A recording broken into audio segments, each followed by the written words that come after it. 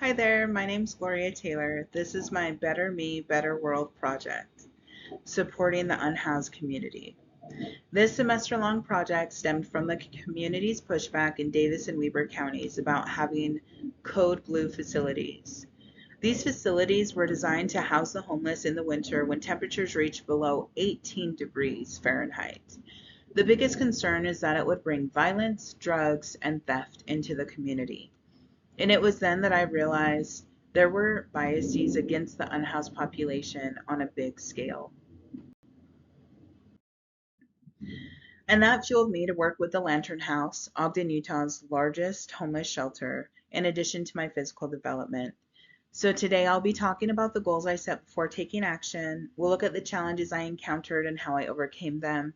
Then we'll dive into the major milestones, the physical development portion of this project, and we'll finish up with the SWOT analysis reflection session and the leadership skills that I enhanced, gained, and utilized throughout this project. So, a successful project needs goals. And for me, starting with the personal one is always the most effective. So, for my first goal, I wanted to overcome biases and become a more inclusive individual by getting to know the homeless population. I wanted to educate volunteers about Ogden's homeless population and show them the facts behind homelessness. Additionally, I wanted to take those student volunteers and engage them with that community so they could see that we're all human. And lastly, I wanted to increase my physical activity by gradually increasing my daily steps. So these are some challenges and obstacles that I had to overcome during my project. And this project consisted of 3 on-site events, 2 donation drives, and a prep day. I knew volunteers were going to be a huge challenge in this process. And in order to be successful, I needed all the help I could get. So I engaged clubs and organizations and worked to speak with the volunteers that I had so I could encourage them to come back and really embrace the community. I also worked at overcoming my biases since homelessness I have encountered a couple of times in my life in my 20s and when I was a young child.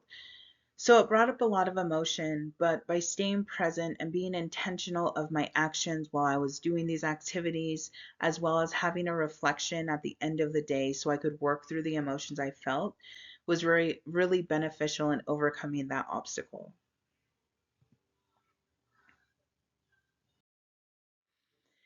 So these were some of the projects that I did through donation drives, which you can see in the middle picture. We were able to have 50 winter packs and 50 hygiene packs that we donated to the Lantern House, consisting of multiple necessary items. On the left and right, those pictures show our craft prep day, where student volunteers were able to engage their artistic abilities through painting and cutting out different limbs like arms and horns and teeth to help with these projects. The other portion of my milestones were through the volunteers doing the activities. So in the middle, we have a dinner that we helped support through the Lantern House where we served food and did the dishes. On the left-hand side, it was our Valentine's cookies and crafts where we had cookies that they could decorate with sprinkles and frosting, as well as do monster Valentines or puppies or unicorns or paint a heart that they could keep with their items. And then on the right-hand side, we had a St. Patty's Bingo Day event that brought in a lot of volunteers and participants. When it came to physical development, my goal was to increase my steps, which did happen, although I didn't meet the 12,000 step goal that I wanted. One thing that I noticed is when I set this goal, I was trying to achieve a number instead of addressing behaviors. So when I looked at this, at first I thought I didn't accomplish much, but as I reflected, I realized that the behaviors instilled in me today were because I tried to achieve these steps. So, taking the stairs instead of the elevator, or parking further away from the door of a business so I could walk there, or even just waking up and doing some yoga, which won't count steps but will help my flexibility and physical activity.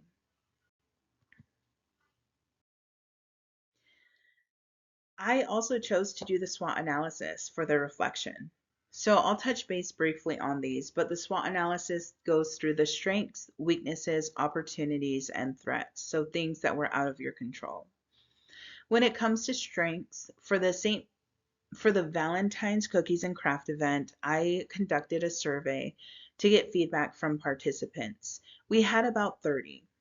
In our last event with the St. Patty's Bingo Day, we had over 130 participants who wanted to play bingo. And this all came from that survey. So I think that went really well from hearing from the community as opposed to the workers at the Lantern House or what I believed people wanted. When it comes to the weaknesses, one of the weaknesses that was so easy to fix that I didn't think of was creating a list of items I needed to take to the Lantern House. Having all of these things ready and a list that I could just check things off of would have been helpful, but that was definitely a weakness that I would do over again or not do over again. As for opportunities, I think leading a presentation myself with logos, so having data analysis of the homeless population and how many people are homeless for different reasons, would have been beneficial to share with the student volunteers. This shows not only am I engaged in the projects by hosting them, but I am also invested in solving or help to solve the problem of homelessness. So that was my SWOT analysis reflection, and it was really eye-opening to see the different ways that I could be better or the strengths that I had that I didn't know that I had. And the results of this is really the leadership skills that I gained through oral and written communication, becoming more inclusive, not just with a different population, but recognizing that not everyone has vehicles, or do people need to choose between having lunch or doing an activity during lunchtime? Or can I provide that lunch for them so they can come and do that activity? And then leading with intention, that I am here for a reason and I want this to make an impact, and here's why you should too. Overall, it was all about the experience. You don't know until you know. And it's easy to have assumptions about other people, cultures, behaviors, but until you ask questions and you engage in that behavior or culture, you're not going to understand fully what their personal experience is. And so, if nothing else, I think that was the biggest outcome here is knowing that people are homeless for many reasons. And it's not just drugs, it's not just because they're in and out of the court system. There are a lot of different aspects to being homeless. And overall, I would say that if you're looking to do a Better Me, Better World project, find something you're passionate about.